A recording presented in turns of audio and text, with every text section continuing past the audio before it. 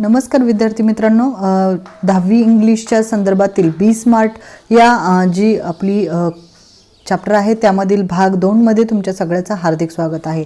यामध्ये आपण जो पॉइंट्स म्हणजे भाग 1 मध्ये काही महत्त्वपूर्ण पॉइंट्स पाहिले। या भागामध्ये आपण रिअलिस्टिक अँड टाइम बाउंड हे दोन महत्त्वपूर्ण मुद्दे याविषयी माहिती घेणार आहोत।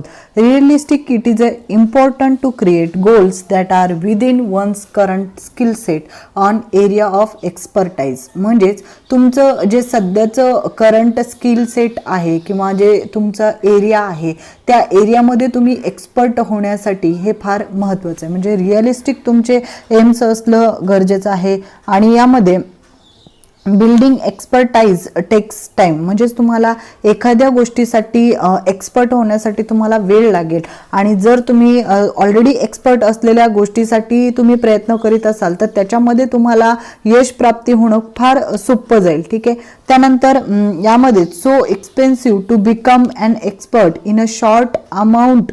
आता बघा, so expecting to become an expert in short amount of time is unrealistic. म्हणजेच तुम्हाला जर एखाद्या क्षेत्रामध्ये एक्सपर्ट व्हायचं असेल, एखाद्या क्षेत्रामध्ये तुम्हाला असं वाटतं की तुम्ही फार तज्ज्ञ व्हावं त्या क्षेत्रामध्ये, तर त्यासाठी तुम्हाला त्या क्षेत्रासंबंधीची माहिती, त्याचं प्रिपरेशन हे जवळपास 10,000 तास त्याची तयारी तुम्हाला करावी लागत असते आणि ती सुद्धा तुम्हाला एक्सपर्ट असलेल्या व्यक्तीकडून त्याची तयारी करणं गरजेचं असतं। पण जर तुम्ही अशी तयारी केलेली नसेल तर मात्र तुम्ही त्याच्यामध्ये एक्सपर्ट हे होऊ शकत नाही, त्यासाठी तुम्हाला खूप वेळ लागणार आहे।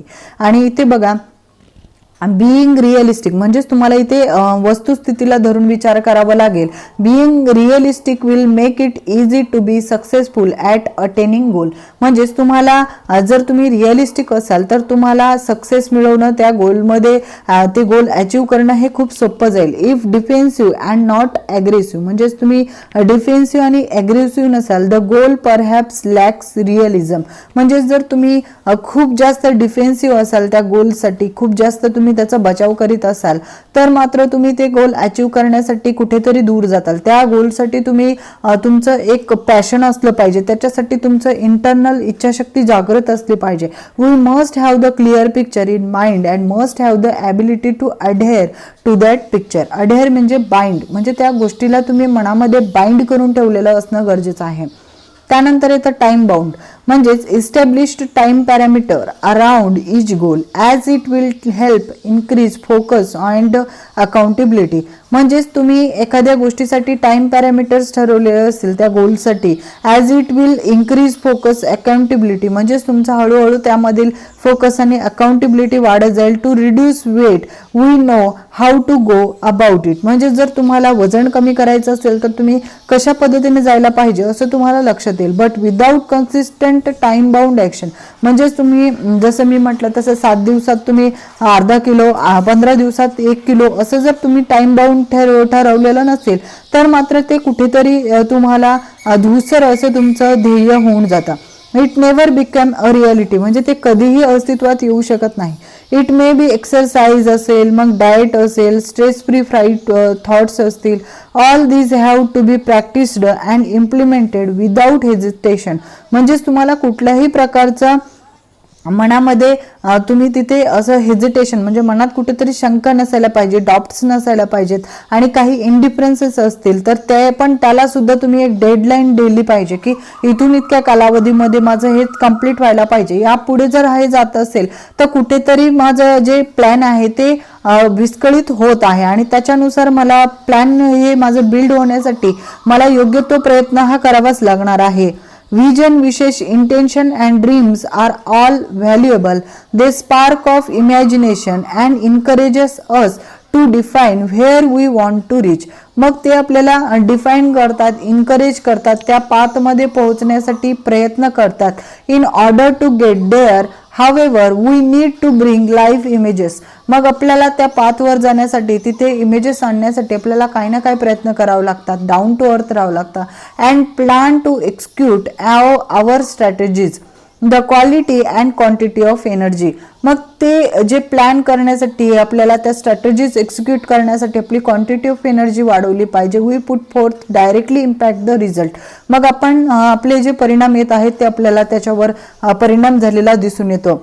Life is something like a trumpet, if we don't put anything in we can't get anything out. मग हे एक अशी पिटारा आहे जसे की ज्याच्यात आपण काहीच जर ठेवलं नाही तर आपल्याला काहीच मिळणार नाही, पण त्याच्यात आपण काहीतरी ठेवतो तर आपल्याला नक्की काही ना काही मिळणार आहे. म्हणजेच बरेचसे विद्यार्थी असे असतात की जर स्पर्धा परीक्षेमध्ये ते तयारी करीत असतात तर कुठेतरी त्यांना जे सध्याचं असलेली अस्थिरता आहे, कुठेतरी मग सध्याचं असलेलं जे अनिश्चितता वातावरण आहे यामध्ये ते स्वतःला कुठेतरी त्यांच्या मनाला त्यांनी असं ठरवलं की नाही भाऊ इथं आपल्याला कुठेतरी ही गोष्ट म्हणजे निगेटिव्ह मध्ये चाललेली आहे आणि यामध्ये आपण आपल्या ध्येयाला कसे पोहोचू असं जर तिथे विचार करत असाल आणि तुम्ही काहीच अभ्यास नसाल करत तर तुम्हाला उद्या चालून जे तुमचं ध्येय असेल ते नक्कीच प्राप्त नाही होणार आहे. आणि जर मोठं ध्येय आपल्याला साध्य करायचे असतील तर छोटे छोटे ध्येय आपले रोजचे म्हणजे डेली टार्गेट्स हे आपले साध्य झालेले असले पाहिजेत. जर तुम्हाला असं वाटत असेल की तुम्ही 10th मध्ये इंग्लिश ग्रामर किंवा इंग्लिश सेक्शनमध्ये तुमचा स्कोअर मॅक्झिमम असावा तर तुमचं प्रिपरेशन हे डे बाय डे तुम्ही ठरवलेलं असलं पाहिजे. म्हणजे डे 1 पासून ते अगदी परीक्षेच्या आदल्या दिवशीपर्यंत तुम्ही कशा पद्धतीने तुमचं चॅप्टर 1, चॅप्टर 2, चॅप्टर 3 हे ठरवत गेलं पाहिजे. त्याचं रिव्हिजन शेड्यूल, त्याच्यावर आधारित क्वेश्चन्सचा सराव, त्यानंतर seen passage, on seen passages, त्याचबरोबर मग ग्रामर रिलेटेड पॉइंट्स असेल त्याचं रिव्हिजन असेल, व्हिडिओचे कोर्सेस जे तुम्हाला प्रोव्हाइड केले त्याचं रिव्हिजन असेल. याचं जर तुम्ही व्यवस्थित प्लॅनिंग केलं असेल तरच तुम्ही आणि ते प्लॅनिंग तुम्ही फॉलो केलं असेल तर तुम्ही नक्कीच या 10th क्लासमध्ये जे की इंग्लिश जे सेक्शन आहे यामध्ये चांगल्यात चांगल्या पद्धतीने म्हणजे सर्वोत्कृष्ट असं स्कोअर करू शकाल. Success is a walk in the dark म्हणजेच एक अंधारमयी मार्गामध्ये चलत जावं लागेल तुम्हाला. त्यामध्ये finding the right footing, precisely mastering the skill and getting to next place. म्हणजेच तुम्ही एखाद्या स्किलमध्ये खूप मास्टर झालेला असाल, एक्सपर्ट झालेला असाल तर त्याच्यासाठी all depends on how we approach and tackle the problem. मग इथे आपल्याला वेगवेगळ्या प्रकारच्या अडचणी आपल्याला ह्या पाथमधून जाताना येणार आहेत तर त्या ठिकाणी तुम्ही त्या अडचणींना कसे सामोरे जाता, कशा पद्धतीने ती सिच्युएशन डील करता हे पाहणं फार गरजेचं आहे आणि यानुसारच तुमचं भवितव्य हे ठरणारं असतं. The best way to get from where we are to where we want to be is to find the footing. म्हणजेच तुम्ही कशा पद्धतीने तुमचे पाऊले ठेवलेले आहेत हे तुम्ही ट्रॅक करू शकाल आणि तिथे कुठून तुम्ही सुरुवात केली आणि आता कुठे आहात, तुम्हाला कुठे जायचं आहे आणि मग त्यासाठी असलेला ट्रॅक कोणता आहे हे जर तुम्ही नेहमी ट्रॅक आउट करीत राहिलात तर मात्र तुम्ही त्या ठिकाणी पोहोचण्यासाठी फारच लवकर तिथे पोहोचू शकाल. Of our next step. When we take the next step, it should support and hold us without a crack. जेव्हा आपण एखाद्या नवीन स्टेपला जाण्यासाठी प्रयत्न करतोय, नवीन ठिकाणी नवीन आपल्याला अनदर लेवल आपल्या लाईफ मधलं एक अचिव्हमेंट आपल्याला प्राप्त करायचं आहे तर त्याच्यासाठी आपल्याला वेगवेगळ्या अडचणींचा सामोरा करता आला पाहिजे.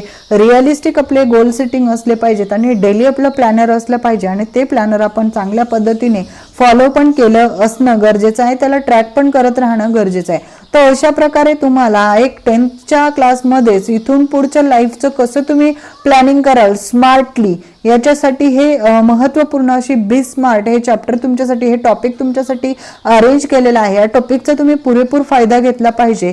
तुम्हाला काही पॉईंट समजले नसतील असं वाटलं असेल तर तुम्ही first video and second video या दोन्हीचं चांगल्या पद्धतीने रिव्हिजन केलं असणं गरजेचं आहे.